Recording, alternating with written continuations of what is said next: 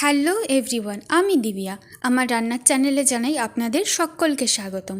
আজ আমি রান্না করব পোনা মাছের তেল ঝাল। এর জন্য বেশ কয়েকটি উপকরণ আমি গুছিয়ে নিয়েছি। মাছের মধ্যে এবার হলুদ লবণ ভালো করে মিশিয়ে নেব। কড়াতে একটি প্যান বসিয়ে তাতে মাছগুলো আমি দিয়ে দিলাম। এগুলোকে বেশ ভালো কড়া কড়া করে ভেজে নেব। ভাজা হয়ে গেলে একটা আলাদা পাত্রে তুলে নেব। আমরা সকলেই মাছ খেতে ভীষণ ভালোবাসি, তাই না?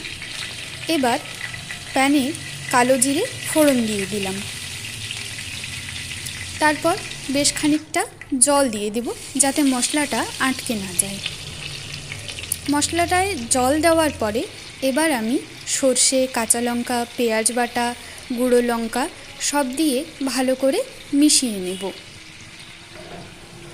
এবার সবগুলো ভালোভাবে মেশানো হয়ে গেলে এতে আমি পরিমাণ মতো হলুদ আর লবণ দিয়ে দেব।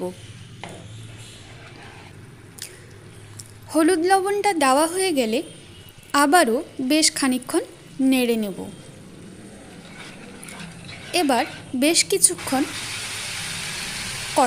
কষানো হয়ে গেলে এতে আমি জল দিয়ে দিলাম ঝোলের জন্য পরিমাণ মতো।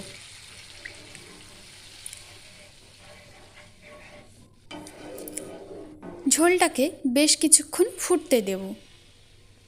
ঝোল ফুটে আসলে তাতে ভাজা মাছগুলো দিয়ে দেব।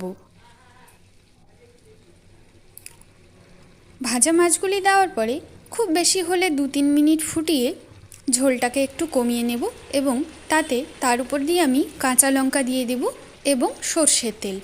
সর্ষের তেলের ঝাঁঝটা কিন্তু গরম ভাতে বেশ ভালোই লাগে, তাই না?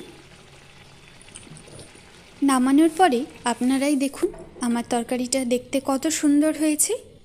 Thanks everyone for watching my video.